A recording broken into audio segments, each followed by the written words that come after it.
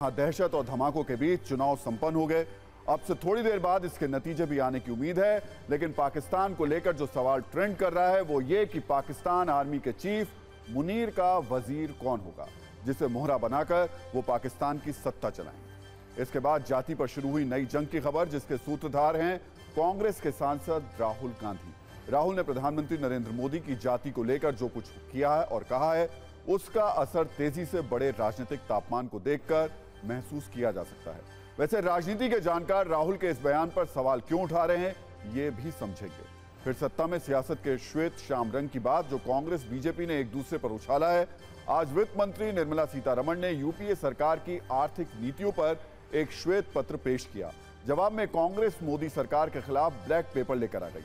आज इस खबर पर भी हमने सत्ता की एक दिलचस्प कुंजी तैयार की है, लेकिन पहले कुछ बड़ी खबरें देखते हैं। दिल्ली में दक्षिण की प्रदर्शन वाली राजनीति और तेज हो गई है। कर्नाटक के बाद केरल के मुख्यमंत्री अपने विधायकों और सांसदों के साथ आ गए। दोनों ही राज्यों के प्रदर्शन की वजह एक है, फंड का आवंटन। आरोप है केंद्र सरकार दक्षिण भारत के राज्यों के साथ आर्थिक भेदभाव कर रही है। आज दिल्ली बॉर्डर पर करीब 5 घंटों तक किसानों का सड़क संग्राम दिखा। अपनी कुछ मांगों को लेकर किसान संगठनों ने दिल्ली कूच का दम भरा तो सड़कों पर लंबा जाम लग गया। लोग घंटों गाड़ियों में फंसे रहे। हालांकि कुछ आश्वासन के बाद किसानों ने सड़कों से हटने का फैसला किया। और आपके लिए एक अच्छी खबर भी है, भारतीय रिजर्व बैंक ने लगातार छठी बार ब्याज दरों में कोई बदलाव नहीं किया है। आरबीआई ने रेपो रेट को 6.5% पर बरकरार रखा है। मतलब लोन महंगे नहीं होंगे और ना ही आपकी ईएमआई बढ़ेगी। तो सत्ता की शुरुआत करते हैं चिंताजनक और तनावपूर्ण तस्वीरों से जो उत्तराखंड के हल्द्वानी से आई हैं। यहां मदरसे पर ऐसा महासंग्राम छिड़ा है कि पूरे इलाके का माहौल बिगड़ गया है। हल्द्वानी के थाना वनभूलपुरा क्षेत्र का यह मामला है। नगर निगम की टीम दलबल और जेसीबी मशीन के साथ अवैध मदरसे को गिराने पहुंची थी। अवैध मदरसे को गिराया भी गया, उसकी दीवारों को तोड़ा गया। नगर निगम के एक्शन के बाद कुछ ही देर बाद रिएक्शन वाली तस्वीरें और भी भयानक थी। तस्वीरों में आप देख सकते हैं कैसे यहां मौजूद लोग आक्रोशित और आक्रामक हो गए। मदरसे को गिराने गई टीम पर पथराव करने लगे। जबरदस्त हंगामा, बहस, नारेबाजी शुरू हो गई। हालात बिगड़ने पर पुलिस ने भी लाठीचार्ज किया।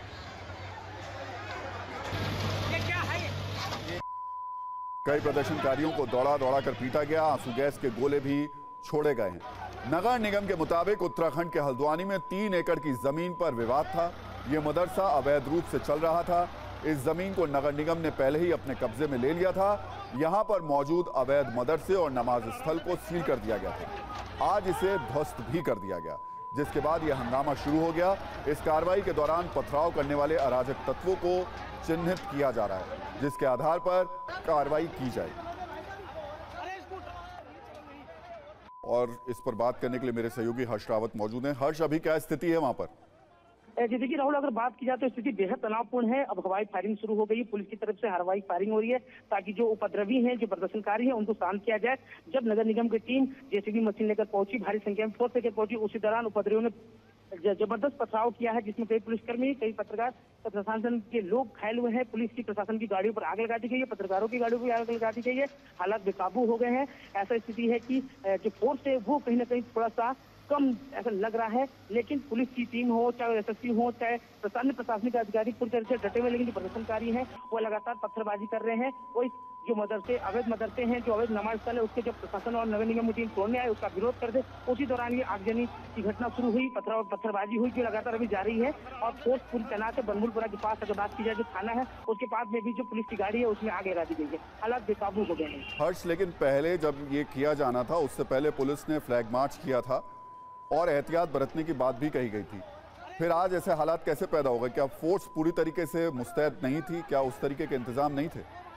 जी नहीं, ऐसा नहीं। पुलिस फोर्स लगातार जिस दिन से ये कार्रवाई शुरू हुई है उस दिन से लेकर अभी तक फोर्स पूरी तैनात थी, लगातार नजर बनाए हुए रखी थी। लेकिन जो भीड़ है, जो प्रदर्शनकारी हैं, जो उपद्रवी हैं, वो बेकाबू हो गए। उनकी संख्या बहुत ज्यादा है और वो लगातार पत्थरबाजी कर रहे हैं। उन्होंने पुलिस की गाड़ियों हो, चाहे प्रशासनिक गाड़ियों पर आग लगा दी है। बनभूलपुरा थाने के पास भी आगजनी की घटना हुई है। हालत बेकाबू है और काफी तनाव की स्थिति है। एसएसपी हो या अन्य अधिकारी भी मौके पर मौजूद है, लेकिन स्थिति अगर बात की जाए तो बेहद तनावपूर्ण है।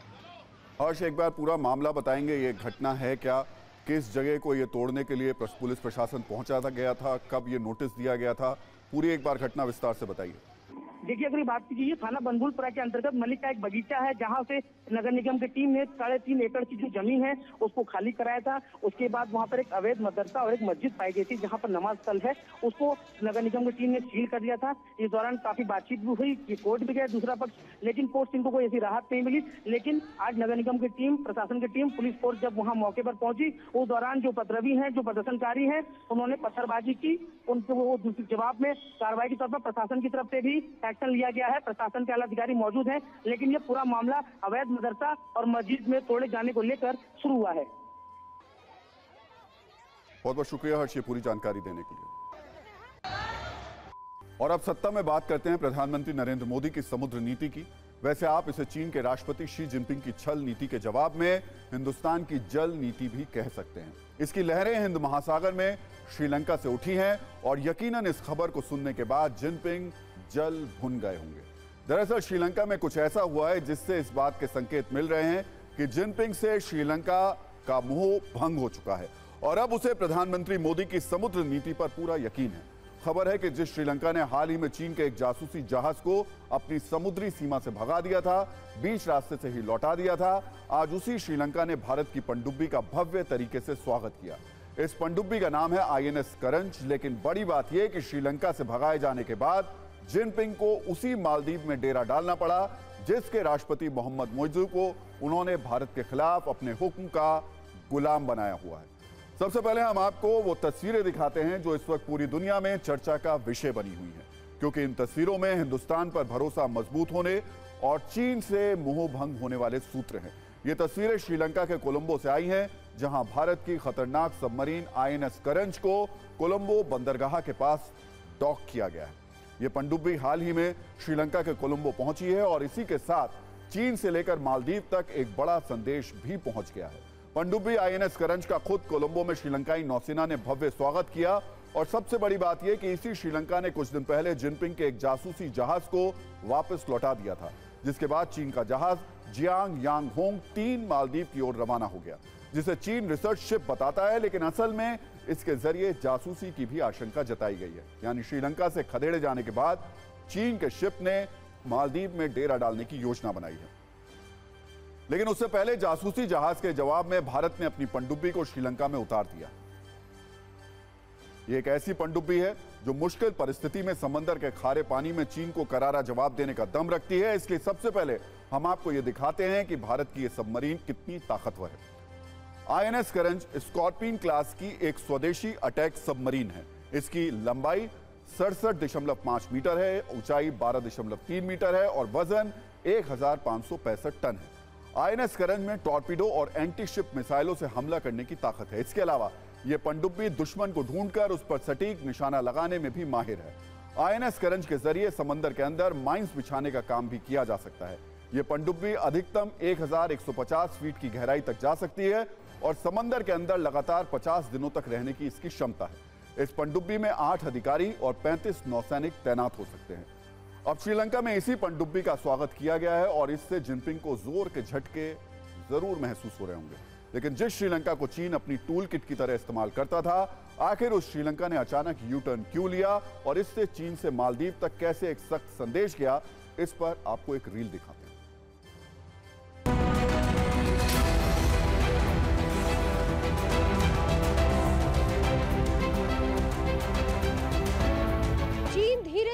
भारत के पड़ोसी मुल्कों में घुसपैठ बढ़ा रहा है।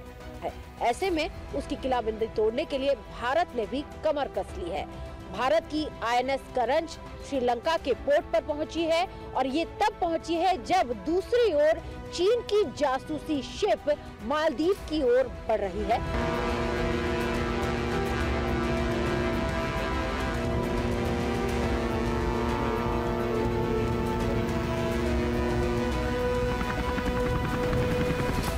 श्रीलंका ने चीन के जासूसी शिप को आने से मना कर दिया। ये बहुत बड़ा मैसेज है देखा जाए, क्योंकि ये श्रीलंका समझ गया है कि उसका असली दोस्त कौन है और चीन किस प्रकार की डिप्लोमेसी करता है। लोन डिप्लोमेसी को पूरी दुनिया समझ रही है। श्रीलंका को पैसा दिया, अम्बनटोटा बंदरगाह पर कब्जा किया और साथ ही साथ बाकी उनकी पॉलिसीज को भी कंट्रोल करने की कोशिश की।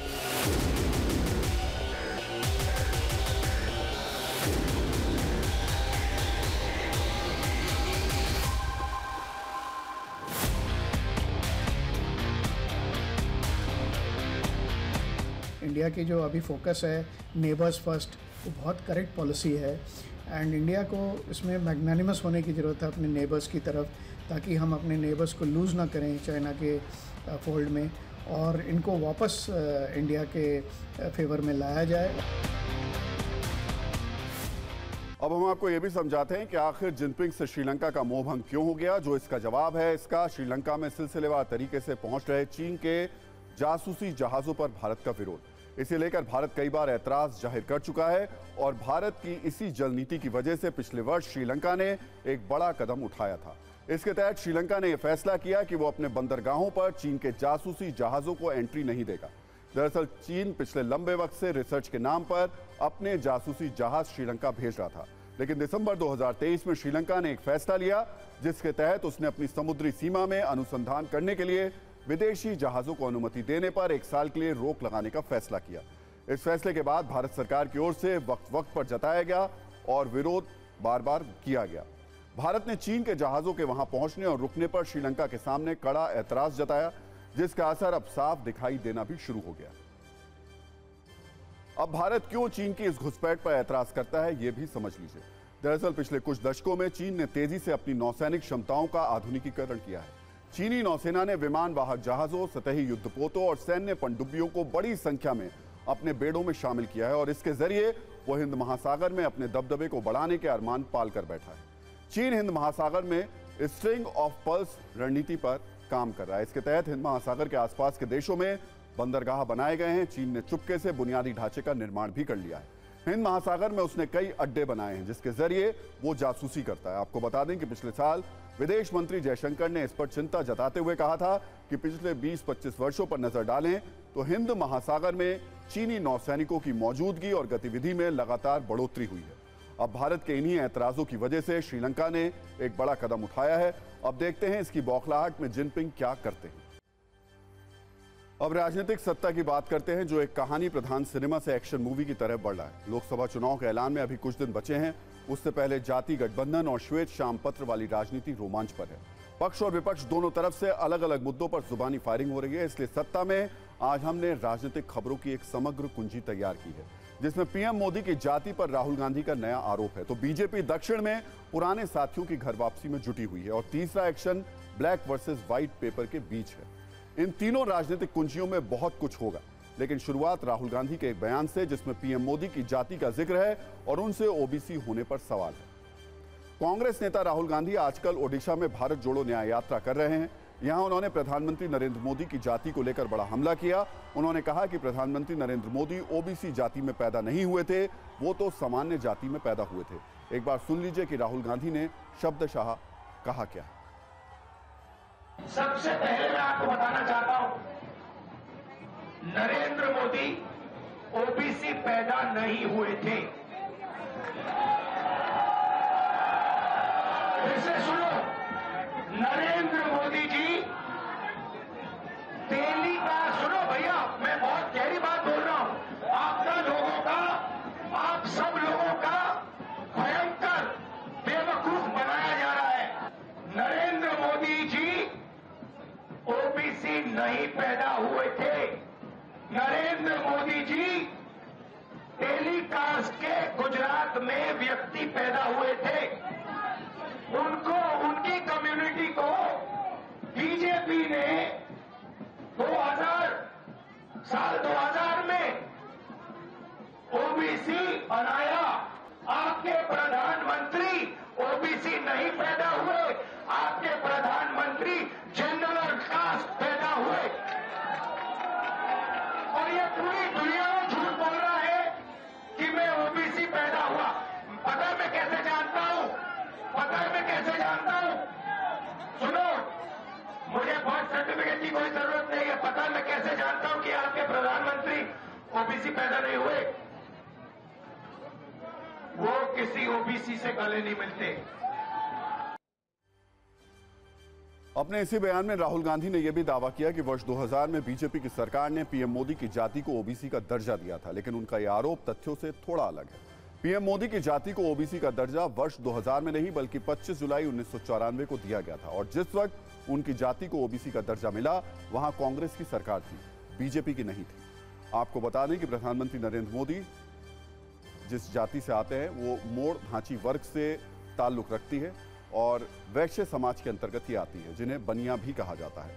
25 जुलाई 1994 को गुजरात सरकार के सामाजिक कल्याण विभाग ने एक अधिसूचना जारी की थी, जिसमें ओबीसी के अंतर्गत आने वाली 36 जातियों का जिक्र किया गया था। इसमें मोड़ धांची वर्ग भी शामिल है। वैसे भारत में अलग अलग सरकारों में अलग अलग जातियों को ओबीसी का दर्जा दिया जाता रहा है, इसलिए पीएम मोदी की जाति को 1994 में ओबीसी का दर्जा देना न पहली घटना थी और न ही आखिरी घटना थी। राहुल गांधी पिछले कई महीनों से ओबीसी की बात कर रहे हैं। मध्य प्रदेश, छत्तीसगढ़ और राजस्थान चुनाव में भी उन्होंने ओबीसी और जाति जनगणना को मुद्दा बनाया था, लेकिन नतीजों से ऐसा प्रतीत होता है कि राहुल गांधी की बातों पर जनता ने ज्यादा भरोसा नहीं किया। लेकिन राहुल गांधी आज भी अपने नैरेटिव पर कायम है। वैसे बीजेपी ने आज राहुल गांधी के इस बयान पर तीखा हमला बोला। बीजेपी ने कहा कि कांग्रेस का भविष्य खत्म हो चुका है। एक बार सुनिए दोनों तरफ से क्या क्या बोला गया, फिर बीजेपी के मिशन दक्षिण की बात करेंगे।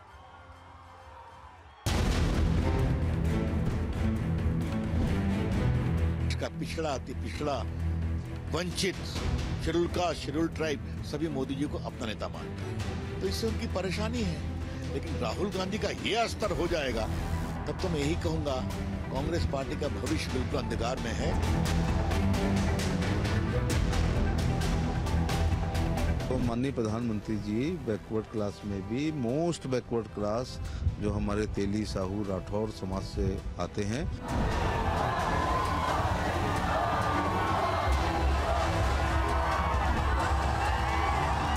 कम 68-70 साल वोट ले ली, शोषण करते रहे, दिया कुछ नहीं, और आज यहाँ तक उतर आए कि किसी की जात को कह रहे हैं कि वो इस जात का है ही नहीं। भाई कमाल है तो बिल्कुल।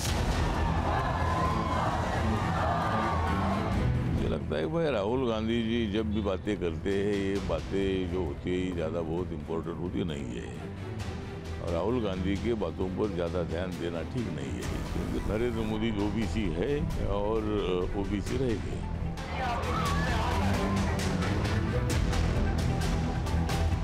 कांग्रेस के नेता ने या उन्होंने क्या कहा है, मैं उस पर अपनी बात नहीं कहना चाहता हूँ, लेकिन जन्म से नहीं है बहुत से लोग पिछड़े, सर्टिफिकेट से। मंत्री जी जिस माँ के कोख से पैदा हुए, अब वो राहुल गांधी के किसी असत्य बयान से तो बदल नहीं सकता है।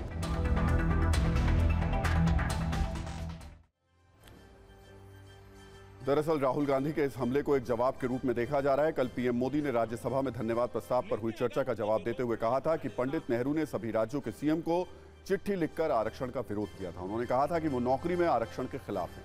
यानी कल पीएम ने कांग्रेस को ओबीसी पर घेरा था, आज राहुल गांधी ने पीएम मोदी को घेरने की कोशिश की। वैसे आपको बता दें कि जिस ओबीसी वर्ग की चर्चा इस चुनाव में सबसे ज्यादा है वो भारत में करीब 44% है और चुनाव में काफी अहम भूमिका निभाता है, इसलिए हर दल के नेता जाति जाति करते सुनाई दे रहे हैं। अब बात करते हैं बीजेपी के मिशन दक्षिण की, जिसमें वो अपने पुराने सहयोगियों को तेजी से अपनी तरफ लाने की कोशिश में लगी है। सूत्रों के मुताबिक तेलुगु देशम पार्टी यानी टीडीपी और बीजेपी आंध्र प्रदेश में गठबंधन कर सकते हैं। इन संकेतों के बीच कल TDP chief N Chandrababu Naidu और गृहमंत्री अमित शाह के बीच एक बैठक भी हुई। इस बैठक में बीजेपी अध्यक्ष जेपी नड्डा भी मौजूद थे। इस बैठक में चंद्रबाबू नायडू और अमित शाह के बीच गठबंधन के स्वरूप को लेकर चर्चा हुई। टीडीपी सूत्रों से मिली जानकारी के मुताबिक बीजेपी चाहती है कि एनडीए के पुराने स्वरूप को फिर से स्थापित किया जाए। कल की बैठक में गठबंधन से फायदे और नुकसान की चर्चा हुई। इस बात पर भी चर्चा हुई कि गठबंधन से सरकार विरोधी मुस्लिम वोट में बिखराव तो नहीं आएगा। गठबंधन की सूरत में बीजेपी का वोट बैंक पर असर तो नहीं पड़ेगा। इस सब के अलावा चर्चा में चंद्रबाबू नायडू ने कहा कि आंध्र प्रदेश में लोगों के बीच एक धारणा बनी हुई है कि जगन रेड्डी और बीजेपी शीर्ष नेतृत्व एक साथ हैं, उसको लेकर भी लोगों से फीडबैक लेना होगा। चंद्रबाबू नायडू और गृहमंत्री अमित शाह के बीच इस बात पर भी सहमति बनी कि जल्द ही अपनी अपनी पार्टी से जमीनी फीडबैक लेकर दोबारा बैठक करेंगे। कुल मिलाकर टीडीपी के एनडीए के साथ आने पर अगले हफ्ते भर या 10 दिन में फैसला आ जाएगा या लिया जाएगा। जानकारी के मुताबिक सीट शेयरिंग को लेकर अभी कोई बातचीत नहीं हुई। वैसे लोकसभा चुनाव से पहले बीजेपी दक्षिण भारत में इसलिए भी पुराने साथियों की वापसी कराना चाहती है क्योंकि उत्तर भारत में वो अपने सर्वोच्च स्थान के करीब है। 2014 और 2019 में उत्तर भारत के ज्यादातर राज्यों में बीजेपी ने 90% से 100% तक सीट जीती थी। ऐसे में उसके लिए इस क्षेत्र में और सीटें जीत पाने की संभावना बहुत कम है, जबकि दक्षिण भारत में सीट और वोट बढ़ाने की अपार संभावना है। बीजेपी की कोशिश है कि एनडीए के पुराने साथियों को जोड़कर आंध्र प्रदेश में ताकत बढ़ाई जाए। वैसे 2019 की बात करें तो दक्षिण भारत में बीजेपी की स्थिति कुछ खास अच्छी नहीं रही है। दक्षिण भारत में 130 लोकसभा सीट हैं। 2019 में यहां एनडीए को सिर्फ 30 सीट मिली थी, यानी सिर्फ 23% सीट जीतने में कामयाबी मिली। कांग्रेस की अगुवाई वाली यूपीए को 59 सीट मिली थी, अन्य को 41 सीट मिली थी। अगर राज्यवार बात करें तो बीजेपी को 2019 में कर्नाटक में 25, तमिलनाडु में 0, केरल में 0, आंध्र प्रदेश में 0, तेलंगाना में 4 सीट मिली थी। केरल और तमिलनाडु में बीजेपी के पास ज्यादा चांस नहीं है, लेकिन कर्नाटक में जेडीएस के साथ मिलकर, तेलंगाना में अकेले और आंध्र प्रदेश में पवन कल्याण और टीडीपी के साथ मिलकर कुछ सीटों को हासिल करने की कोशिश में बीजेपी लगी हुई है। एक तरफ बीजेपी एनडीए को मजबूत कर रही है, कांग्रेस के सहयोगियों को एक एक करके तोड़ रही है, दूसरी तरफ कांग्रेस पर तीखे हमले भी कर रही है। इसी हमले को आज और धार देने के लिए मोदी सरकार ने यूपीए सरकार के कथित आर्थिक कुप्रबंधन पर एक श्वेत पत्र पेश किया। वित्त मंत्री निर्मला सीतारमण ने बुधवार को लोकसभा में श्वेत पत्र पेश किया। कल लोकसभा में इस श्वेत पत्र पर बहस होगी, लेकिन इससे पहले आज कांग्रेस ने सरकार के खिलाफ ब्लैक पेपर जारी किया और इसे अन्याय काल का नाम दिया। कांग्रेस द्वारा जारी इस ब्लैक पेपर में 2014 से 24 के बीच सरकार की नाकामियों का जिक्र है। श्वेत और शाम दोनों पेपर्स में भर भर कर आरोप लगाए गए हैं। पहले सरकार के श्वेत पत्र की बात करें तो इसमें कहा गया है कि यूपीए सरकार ने देश की आर्थिक नींव कमजोर की, नेतृत्व की कमी थी, औसत महंगाई 8.2% रही, अच्छी अर्थव्यवस्था को नॉन परफॉर्मिंग बनाया गया, जिससे सार्वजनिक संसाधनों की बर्बादी हुई।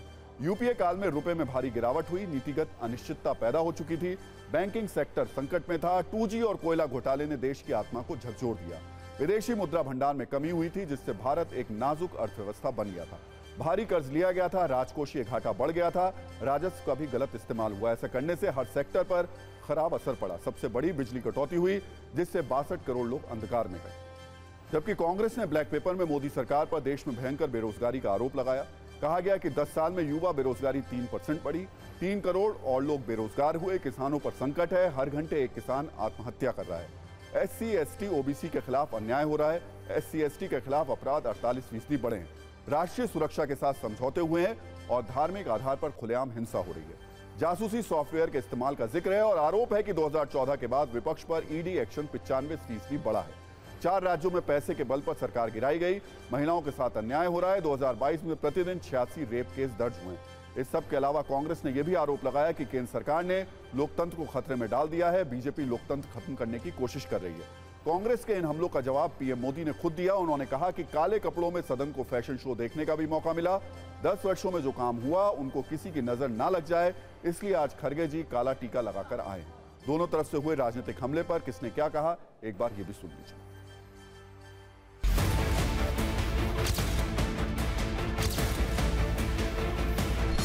खड़गे जी का बहुत धन्यवाद करता हूं, ताकि इस हमारी प्रगति की यात्रा को कोई नजर न लग जाए, ये नजर न लग जाए, इसलिए आपने आज जो काला टीका किया है, मैं तो सोच रहा था सब काले कपड़ों में आएंगे, लेकिन शायद काला जोजू खिंचते ब्लैक पेपर तक चला गया है। लेकिन फिर भी मैं उसका भी स्वागत करता हूं, क्योंकि